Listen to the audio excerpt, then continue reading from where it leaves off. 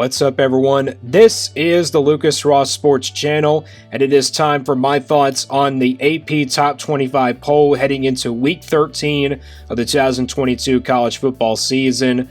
The AP Top 25 poll came out yesterday, and now I'm going to give you my thoughts on it like I do with the playoff rankings, which those come out on Tuesday, so tomorrow, and then we'll give you a reaction to those rankings on Wednesday. So, week number 12 is complete. We had some big-time games this weekend, also some big surprises, and chaos continues here in November to shape things up for the rest of the year. So the AP Top 25 poll obviously took some changes this weekend due to some, incredible matchups, some close games, some upsets as well. But we're going to jump right into it here. I'm going to give you my thoughts and give you my personal thoughts here. There's going to be some things where I can disagree a little bit as well. But let's get right into it here for the week number 13 AP Top 25 poll. And we're also heading into rival week. We'll start from 21 through 25. We got UCF at number 25, a team that ended up losing to Navy. I mean, I did not expect that one to be a loss there for UCF. And, this is a UCF team that's still playing in the American Championship game. Obviously, they already beat Tulane. And I think that opponent's going to be Cincinnati, because Cincinnati beat Tulane this past weekend. So, yeah, it's going to come down to both of those teams in the American Championship. And, we'll talk about that game in just a minute. But how about Texas being here in the AP Top 25? I think the AP, pretty much likes this Texas team. They're probably the best 4-loss team right now in all of college football. And I really don't agree with that. I don't really agree with Texas being here at number 24. This is the only 7-4 team, in the top 25, so that's pretty much a big surprise there. I mean, it's the AP Top 25. It's not like the college football playoff rankings. I mean, who knows? Texas could, get back into that, top 25 for the playoff when they come out tomorrow. Coastal Carolina, not much to talk about them. Their game got canceled due to Virginia having some, really big problems right there in the campus. We won't really talk about that because it's really too heartbreaking to talk about. Oregon State at number 22. Oregon State was pretty much victorious in their game. Now they play Oregon this Saturday. That is going to be a home game for Oregon. So yeah, it's going to be a home field advantage for them. If they win that game, they ruin Oregon's, Pac-12 hopes. It's not their playoff hopes, it's their Pac-12 hopes. And, Oregon State has a chance to finish out 9-3, maybe 8-4 for the rest of the year. So, yeah, it's going to be a pretty good finish to this Oregon State team. Like I said, this is not a bad Oregon State team at all. You look at this team from where they were at a long time ago in the month of September. I mean, this team nearly beat USC, and I think this team has a chance to beat Oregon this Saturday. So it's going to be a top 25 matchup. And I think Oregon State will be ranked in the playoff rankings as well. Cincinnati, they continue to roll after losing to UCF, a few weeks ago. And now they're back on track. They will play in the American Championship game after beating Tulane this past Saturday. Now they get a chance to play UCF again. And I think that's going to be a revenge game for Cincinnati. And I think they do get revenge in that game. I'm going to say that Cincinnati defeats UCF in the American Championship. I think we can all agree that Cincinnati is, of course, a New Year's Six Bowl team as well. And I think they can possibly make the Cotton Bowl probably this year, maybe some other type of bowl. That's where they're at right now in the AP poll. That's 21 through 25. All right, 16 through 20, Ole Miss at number 20. They took a big drop after losing, of course, to Arkansas. They got blown out in that game. I mean, they were trailing by a lot at the half. I mean, Arkansas's offense just rolled. Of course, we heard rumors about Lane Kiffin going to Auburn next year. Maybe that's gotten into their heads a little bit. But Ole Miss drops a ton in the AP poll. Tulane at number 19, a team that's coming off a loss to Cincinnati. I'm really surprised that, Tulane is ahead of UCF, and they're, also ahead of Cincinnati, which that doesn't make any sense. But, Tulane's out of that, American Championship conversation, perhaps.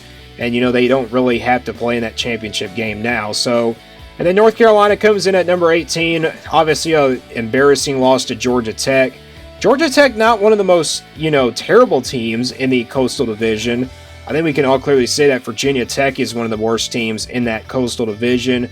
North Carolina, though, their playoff hopes are shattered, which I don't think they would have made the playoff anyway due to their record and also their resumes. They don't really have a lot of top 25 wins as well. And I think, North Carolina just doesn't really deserve a playoff spot. I mean, they only have, of course, not a lot of top 25 wins.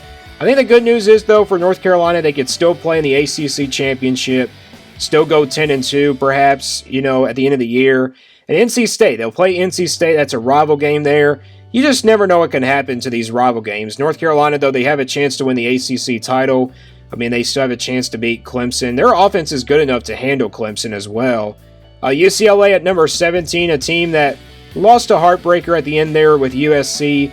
They threw an interception there late in the game. And turnovers really changed a lot this weekend's games. When it comes down to turnovers, these things really changed the game. Turnovers really changed the game overall. And that's why I think UCLA, really dropped a lot of, not like dropped a lot of spots. They only dropped one spot. That's pretty much it. I mean, they had a good game against USC. Florida State, what a turnaround they've had this year. They're 8-3 now, heading into the final week of the season. They'll play Florida at home. Florida's actually a pretty good team, but, they lost to a Vanderbilt team that's, one of the worst in the East. I mean, Vanderbilt's now won a couple games in the SEC East. And Florida State and Florida, this is going to be a pretty interesting matchup between two great quarterbacks, and Florida State has a chance to knock off Florida at the end of the year.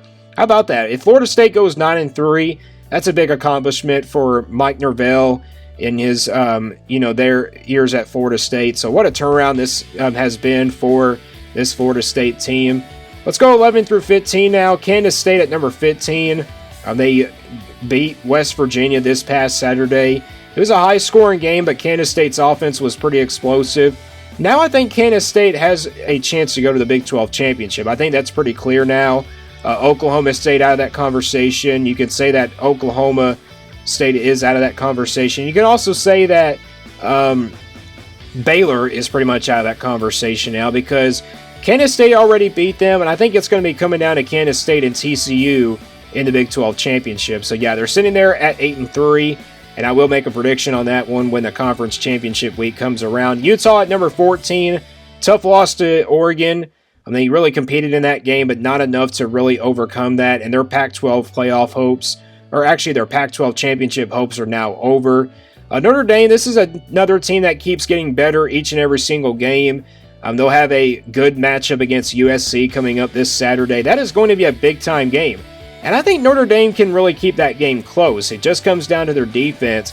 Can they stop the USC offense? And then can they stop Caleb Williams from throwing those deep balls? And, Caleb Williams had a pretty good game, of course, against UCLA. Threw for 500 yards in that game. That was just a really impressive performance by USC. But that's going to be a good one. It's a top 15 showdown between these two teams, between Notre Dame and USC. Washington at number 12. Washington is another team that, keeps getting better and better each and every single game. You look at this team, they're 9-2. They still have a chance. They still have a chance to go to the Pac-12 championship. I think Oregon has to lose, of course, to, maybe Oregon State. And if they lose that game, Washington wins their rival game against Washington State. Washington's going to the Pac-12 championship. We can really see that happening. They will probably play USC. It's going to be a really interesting finish to the Pac-12 race. Penn State at number 11. This is another team that just keeps getting better and better. And I've said it, for the last few weeks. Ever since that Ohio State loss, this team is going to win out and they go 10-2 and possibly go to a New Year's Six Bowl at the end of the year. So not much to talk about. Penn State had a big win, though, in their game, and they really keep rolling down the field. And, they also keep rolling on offense. All right, 6-10. This is where the rankings kind of are wrong for me. First of all, Oregon is ahead of Washington. That really doesn't make any sense considering Washington has the head-to-head win. Oregon should be, probably behind Washington at number 13. Maybe they could be ranked at number 12 perhaps. And I think Penn State should be right here in the top 10. Oregon, I think Oregon has a better resume than them, but, it just really, it doesn't make any sense to me whatsoever that Washington is right behind Oregon. But this is another Oregon team. This is an Oregon team that can still make the Pac-12 championship like I just talked about. They're the team that can possibly meet them against USC in that Pac-12 championship. And I'm really anxious to see what the Pac-12 is going to look like at the end of the year. Tennessee at number 9. man, they got beat down by South Carolina this past Saturday. I mean, that game right there, it was just a brutal beatdown. And bad news for Tennessee. Hendon Hooker is out for the rest of the year. He tore his ACL, and so that's not really good news for Tennessee. I think the good news, though, for Tennessee is that you got Joe Milton that's been pretty well performed, in the last few games ever since he's become a backup. And he has a rocket arm. He has a great arm, and he can throw it down the field. Tennessee will play Vanderbilt, which is a battle of the Tennessee, state. So, I mean, Tennessee, that game could be close. I mean, Vanderbilt obviously is a pretty good team, and now they're starting to really battle for that bowl-eligible spot. Alabama at number 8, this doesn't make any sense either. Alabama is ahead of Tennessee, considering Tennessee won the head-to-head. I mean, that doesn't make any sense whatsoever. Alabama, they had a tough one against, Austin Peay. I don't think they really played their best game. Maybe they were overlooking Austin Peay a little bit, and they were just getting ready for, of course, the Auburn game, which is coming up this weekend. Alabama, though, I think they should finish out 10-2 because Auburn is pretty horrible this year, and I think they will pretty much win out. Clemson at number 7, they're 10-1. Now, you're probably thinking, why is Clemson behind LSU? Well, LSU has a better resume than Clemson. Clemson is just coming off a win against Miami. Now, Clemson doesn't have a lot of top 25 wins in the ACC. Yes, they go undefeated in the ACC, but that one loss comes to Notre Dame. So maybe they think LSU can beat Clemson in a neutral site game, which I think they would. I mean, LSU is really motivated. And speaking of LSU, they're number 6. This doesn't also make sense. How is LSU right behind USC? That doesn't really make any sense whatsoever. I mean, LSU has a better resume than USC. Look at the teams that LSU has beaten. When they beat Alabama when they were ranked, I mean, they also beat Ole Miss. Those are a good couple quality wins for LSU. I mean, I just don't know how they're right behind USC, which we'll talk about in just a minute. But, yeah, Alabama, they're ahead of Tennessee. LSU is behind. Yeah, it just doesn't make any sense. And also Oregon ahead of Washington. It just doesn't really make any sense whatsoever. Maybe the committee just really cares about, the overall records. I mean, that's why I think it's always in the AP Top 25. All right, to the top 5 now. USC at number 5. Just talked about them. I don't see how they're ahead. If I was going to make my own rankings, I would say that USC would be right behind LSU at number 6 because USC obviously doesn't have a lot of big wins in the Pac-12. Of course, they beat, of course, UCLA. But, I think LSU is more better than USC. I think they would beat them on a neutral field probably, but I mean, never know. I mean, USC though, they have a chance to make the college football playoff after this, weekend. It just comes down to the rest of the season and also the Pac-12 championship. I think USC, if they reach the Pac-12 championship, I think I'm going to pick them to lose that game because it is a neutral site game. It's not a home game or anything like that. So, and USC could potentially lose this Saturday. That's a trap game for USC. I know it's a non-conference game, but still, they got to get that win and win out in order to make the playoff. All right, not a big change here to the top 4. TCU, Michigan, Ohio State, and Georgia. Still the only 4 teams remaining undefeated this season. Now, TCU, I think, wins out. I think this is a TCU team that we can really make a spot for them in the playoff. Michigan and Ohio State play this Saturday. I mean, it's going to come down to them in the playoff. Georgia will play Georgia Tech. Now, Georgia didn't have a good performance against Kentucky. I'll admit, I mean, it wasn't really a solid performance by them. Michigan, TCU had to win by game-winning field goals, and Ohio State had to win later in the game. They pulled away late in the fourth quarter, and that's how Ohio State won the ball game. But TCU and Michigan both had pretty tough games. Now, Michigan and Ohio State, that's the biggest game of the weekend coming up. Obviously a college game day type game as well. And they're both 11-0. It's a battle for the Big Ten championship spot. Georgia finished out, 8-0 in their, SEC regular season. So they're automatically heading to the SEC championship, which they will face LSU.